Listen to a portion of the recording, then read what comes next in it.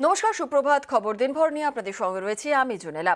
তমলুকে তুলোদনা পূর্ব মেদিনীপুরে গিয়ে নাম না করে শুভেন্দু অধিকারীকে গদ্দার তোপ মমতা বন্দ্যোপাধ্যায়ের। শিক্ষা দুর্নীতির প্রসঙ্গ তুলে বারবার নিশানা করলেন বিরোধী দলনেতাকে, সুর তুললেন সপ্তমে।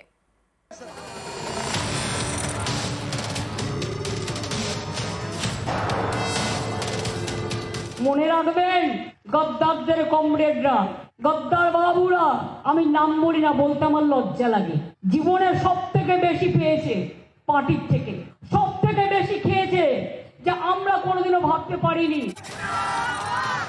দুদিনের জেলা সফরে মমতা বন্দ্যোপাধ্যায় সোমবার পূর্ব মেদিনীপুরের তমলুকে প্রশাসনিক সভা। সেই মঞ্চ থেকেই নাম না করে শুভেন্দু অধিকারীকে কড়া আক্রমণ করলেন মমতা বন্দ্যোপাধ্যায়।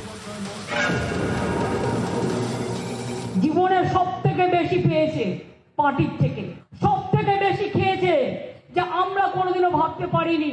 আর লঙ্কা কাণ্ডের মতো যখন নিজে পাছে ধরা পড়ে, আগুন লাগিয়ে দিয়ে গরিব ছেলে মেয়েদের চাকরি খেয়ে সাধু সেজে বসে আছেন, এই সাধুগিরি আমরা বের করবই। শুভেন্দু অধিকারীর খাস তালুক পূর্ব মেদিনীপুরের কাঁথি। একসময় দীর্ঘদিন এই জেলায় তৃণমূলের রাশ ছিল শুভেন্দুর হাতে। 21 বিধানসভা ভোটের আগে তিনি তৃণমূল ছেড়ে বিজেপিতে যোগ দেন। এদিন সেই পূর্ব মেদিনীপুরের মাটিতে দাঁড়িয়েই বারবার নাম না করে শুভেন্দুকে নিশানা করেন মমতা। নন্দীগ্রামে কেসটা এখনো বিচারাধীন আছে, প্রায় 2.5 বছর হয়ে গেল কোর্টে কেস পড়ে আছে। কি হয়েছে না হয়েছে এর উত্তর তো মানুষ একদিন দেবেই। সবচেয়ে বড় পকেট মারি স্কুল এডুকেশনে কে করেছে? কার বিনিময়ে চাকরিটা আপনার হয়েছিল? খবর আমি রাখি, কিন্তু চাকরি আমি কারো যেতে দেবো না, তাই আমি কাউকে টাচ করছি না।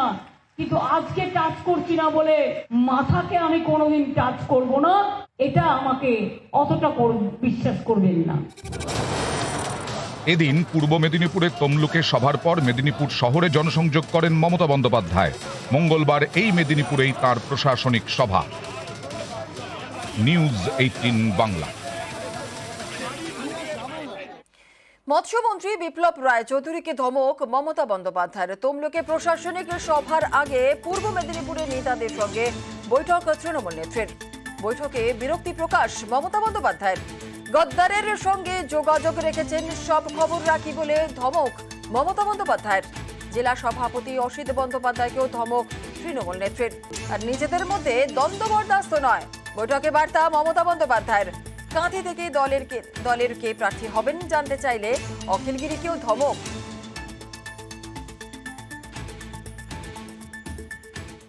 সিএর পর ইউটি থাকা প্রধানমন্ত্রীর মুখে মেলেনি সিএ বার্তা। এবার উত্তরবঙ্গকেও ইউটি ঘোষণা করছে না কেন্দ্র। খোদ অনন্ত মহারাজের গলায় হতাশার সুর। রাজ্য বিজেপি নেতাদের বিরুদ্ধে চরম ক্ষোভ।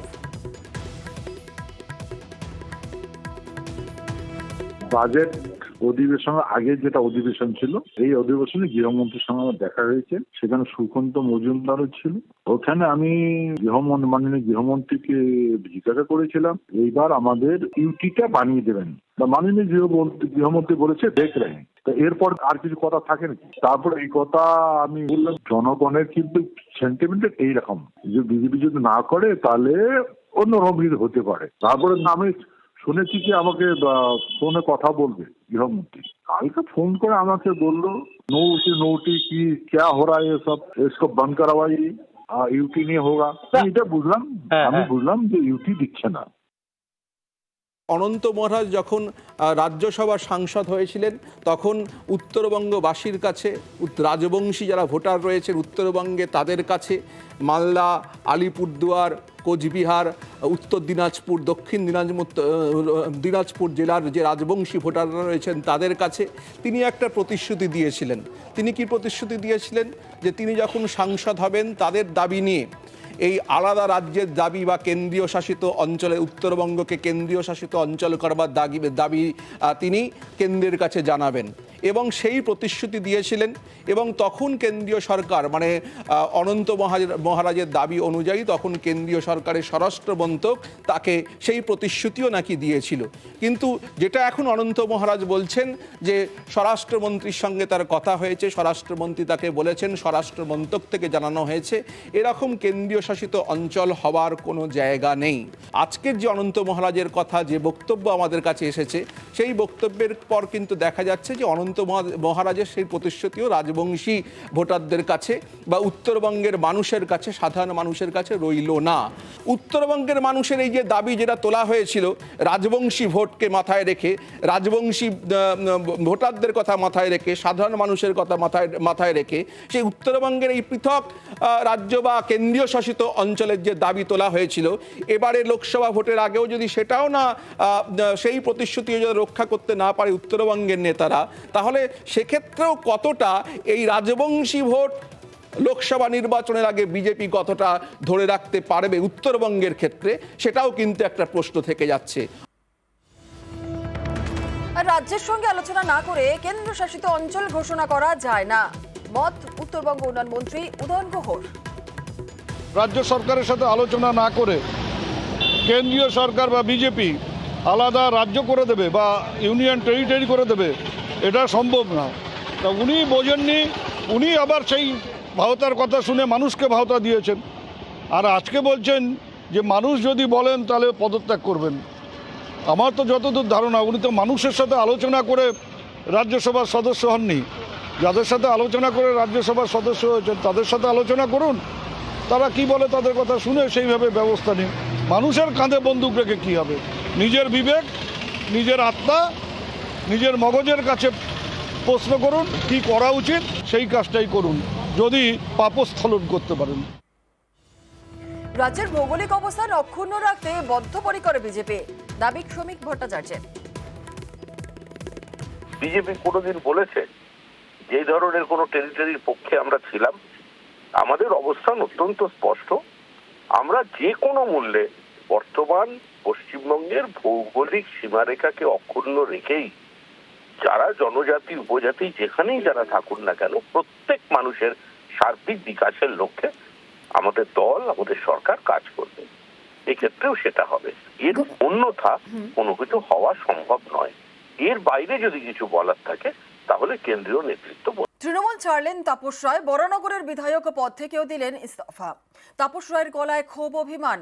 বললেন তাঁর বাড়িতে ইডি হানার পরেও পাশে দাঁড়ায়নি দল, খোঁজ নেয়নি তৃণমূল শীর্ষ নেতৃত্ব। এই অভিযোগ মানতে নারাজ তৃণমূল। অনারেবল স্পিকারের সামনে সই করে ওয়েস্ট বেঙ্গল লেজিসলেটিভ অ্যাসেম্বলির যে মেম্বার তার থেকে আমি ইস্তফা দিলাম এবং এর পূর্বেই 1 তারিখে আমি যে বিভিন্ন পদে ছিলাম সরকারের এবং দলীয়, সেখান থেকেও আমি ইস্তফা দিয়েছি। 1 মার্চ আজকে এমএলএ থেকে রিজাইন করলাম। I have to look into the contents of the resignation letter that has been submitted by him and then we'll pass my order by tomorrow at 12 noon. দল ছাড়লেন, বিধায়ক পদ থেকেও ইস্তফা দিলেন। কাজে এলো না দলের তরফে মন গলানোর চেষ্টা। তৃণমূলের সঙ্গে দীর্ঘ সম্পর্কে দাঁড়ি টানলেন তাপস রায়। যে সিদ্ধান্ত নিয়েছি সেই সিদ্ধান্তেই রয়েছি। তার কারণ এত করাপশন, তারপরে সন্দেশখালী, ঘরে বাইরে এত অপমান, এত অসম্মান, এত উপেক্ষা, এত অবহেলা, এইগুলো আমাকে খুবই তাড়না দিয়েছে। আমার বাড়িতে কেন? বেশ কিছুদিন ধরেই বেসুরে বাজছিলেন তাপস রায়। সম্প্রতি সুদীপ বন্দ্যোপাধ্যায়ের বিরোধিতা করে সুর চড়ান। তারপর থেকেই তাপসের সম্পর্কে দলের ভেতরে বাইরে নানা গুঞ্জন শোনা যাচ্ছিল। এরই মধ্যে তৃণমূলের ব্রিগেড সমাবেশের দায়িত্ব নিতে চাননি তাপস রায়। নেতাজি ইন্ডোর ও ক্ষুদিরাম অনুশীলন কেন্দ্রে তৃণমূল কর্মীদের দেখভালের দায়িত্ব দিয়েছিল দল, কিন্তু তাপস এই দায়িত্ব এড়াতে জল্পনা আরও বাড়ে। এই পরিস্থিতিতে সোমবার 7 সকালে তাপস রায়ের বাড়িতে পৌঁছে যান মন্ত্রী ব্রাত্য বসু এবং কুণাল ঘোষ। আমি তো সবসময় চাইবো যে দাদা যে অবস্থানে ছিল সেই অবস্থানে থাকুক। ব্রাত্য কুণালের চেষ্টায় অবশ্য বরফ গলেনি। বাড়িতে বসেই দলীয় নেতৃত্বের বিরুদ্ধে ক্ষোভ প্রকাশ করতে শুরু করেন তাপস রায়। বিধানসভাতে তিনি সন্দেশখালীর শেখ শাহজাহানের হয়ে বললেন ইডি টার্গেট করেছে, আমার নামটা নিলেন না। আমার বাড়িতে ইডি অভিযান, আজকে 52 দিন দল আমার পাশে দাঁড়ায়নি, মাননীয় মুখ্যমন্ত্রীর ডাক পাইনি। পুরনিয়োগ দুর্নীতি মামলায় গত 12ই জানুয়ারি তাপস রায়ের বাড়িতে হানা দেয় ইডি। দীর্ঘক্ষণ তাপস রায়কে জিজ্ঞাসাবাদ করে কেন্দ্রীয় এজেন্সি। এদিন সেই প্রসঙ্গ তুলে সরাসরি সুদীপ বন্দ্যোপাধ্যায়কে নিশানা করেন তাপস রায়। ইডি রেডটা যেটা হয়েছে তো বিজেপি করেনি, ইডি রেডটা তো সুদীপ বন্দ্যোপাধ্যায় ব্যানার্জি করিয়েছে। তাকে আমি কালিমালিপ্ত বলেছিলাম, জেলখাটা আসামি বলেছিলাম, সেই জন্য তার এই ব্যক্তিগত সম্পর্ক কাজে লাগিয়ে সে আমার বাড়িতে ইডি পাঠিয়ে। If anybody wanted to talk to me, they had enormous scope by sending someone through her mobile could have talked to me. শুধু দলত্যাগী নয়, বিধায়ক পদ থেকেও এদিন ইস্তফা দেন তাপস রায়। বাড়ি থেকে সোজা যান বিধানসভা, স্পিকারের ঘরে গিয়ে জমা দেন ইস্তফাপত্র। অনারেবল স্পিকারের সামনে সই করে ওয়েস্ট বেঙ্গল লেজিসলেটিভ অ্যাসেম্বলির যে মেম্বার, তার থেকে আমি ইস্তফা দিলাম। সুযোগ সন্ধানী, রাজনীতিতে সুযোগ সন্ধানী। 2001-এর আগে কংগ্রেসে ছিল, কিন্তু 2001-এ এসে মমতা ব্যানার্জি পায়ে এসে পড়েছিল, তোকে জিতিয়েছিল, ছিল আর দিন। এখন ওর শখ হয়েছে, ওভাবে যে উত্তর কলকাতা থেকে সিট দিয়ে দাঁড়াবে, সেটাও জানে যে ও আর পাবে না, তাই জন্য ও চলে গেছে। News 18 Bangla. No bombing, no violence, ভোটে বোমাবাজি, অশান্তি বরদাস্ত নয়। বাংলাদেশে ডিএমএসপিদের কড়া বার্তা জাতীয় নির্বাচন কমিশনের ফুল বেঞ্চের। কমিশনের নজরেও রয়েছে সন্দেশখালী।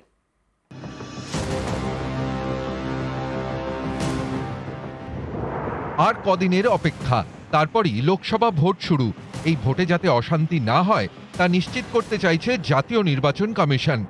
কমিশনের ফুল বেঞ্চ সোমবার বৈঠক করে রাজ্যের ডিএমএসপিদের সঙ্গে। এই বৈঠকে কমিশনের গলায় হুঁশিয়ারির সুর। সূত্রের খবর, জেলা শাসক এবং পুলিশ সুপারদের তারা নির্দেশ দিয়েছে, লোকসভা ভোটে কোনোভাবেই অশান্তি বরদাস্ত করা হবে না, অশান্তি পুরোপুরি বন্ধ করতে হবে। No violence, no bombing. সবাইকে মাঠে নেমে কাজ করতে হবে। শীতলকুচির মতো ঘটনা যেন আর না ঘটে। অশান্তির জেরে যেন কারো মৃত্যু না হয়, এটা বড় চ্যালেঞ্জ। এখানেই শেষ নয়, কমিশনের হুঁশিয়ারি, নিচুতলার কর্মীরা ভুল করলে সেই জেলার দায়িত্বে থাকা পুলিশ প্রশাসনের কর্তাদের ধরা হবে। জেলার পরিস্থিতি স্পষ্ট করে এখনই বলুন, নোট নিয়ে রাখছি। কিছু গোপন করলে বিষয়টা ভালো হবে না। সোমবার প্রথমে রাজনৈতিক দলগুলির সঙ্গে বৈঠক করে কমিশনের ফুল বেঞ্চ। গত বছর পঞ্চায়েত ভোটে অশান্তি এবং সন্দেশখালীর প্রসঙ্গে কমিশনের ফুল বেঞ্চে নালিশ জানায় বিরোধীরা। সূত্রের খবর, পুলিশ প্রশাসনের সঙ্গে বৈঠকেও উঠে আসে সন্দেশখালীতে অশান্তির প্রসঙ্গ। বসিরহাটের এসপির থেকে সন্দেশখালীর পুরো ঘটনা জানতে চায় কমিশনের ফুল বেঞ্চ। কেন এই ধরনের ঘটনা ঘটেছে তার ব্যাখ্যাও চায়। পুলিশের ভূমিকায় কোনো গাফিলতি ছিল কিনা জানতে চায়। বসিরহাটে আগে যিনি এসপি ছিলেন তিনিও কমিশনের প্রশ্নের মুখে পড়েন। লোকসভা ভোটের সময় সন্দেশখালীতে কড়া নজরদারির নির্দেশ দিয়েছে কমিশন। সন্দেশখালী ছাড়াও কমিশনের বৈঠকে গুরুত্ব পেয়েছে গত পঞ্চায়েত ভোটে অশান্তির ঘটনা। সূত্রের খবর, পঞ্চায়েতে বিরোধী শূন্য এলাকায় বিশেষ নজরদারির নির্দেশ দিয়েছে জাতীয় নির্বাচন কমিশন। ভোটে অশান্তি রুখতে কলকাতা পুলিশকেও কড়া বার্তা দিয়েছে জাতীয় নির্বাচন কমিশনের ফুল বেঞ্চ। সূত্রের খবর, এদিনের বৈঠকে পুলিশ কমিশনার বিনীত গোয়েলকে বলা হয়, গুন্ডাদের জব্দ করতে হবে। কয়েকজন এসপির কাছে কমিশন জানতে চায়, তাদের জেলায় কতজন বাহুবলী রয়েছেন। সূত্রের খবর, রাজ্যের বেশ কিছু এলাকায় দিল্লি থেকে নজরদারি চালাবে কমিশন। নিউজ 18 বাংলা। মঙ্গলবার বিচারপতি পদ থেকে ইস্তফা, সোমবার কলকাতা হাইকোর্টকে বিদায়। শেষ দিন এজলাস ছেড়ে অভিজিৎ গঙ্গোপাধ্যায় জানালেন তিনি অন্য কিছু করার সিদ্ধান্ত নিয়েছেন। সেটা কি? রাজনীতি? আদালত ছেড়ে এবার কি জনতার আদালতে? আজ মিলবে উত্তর।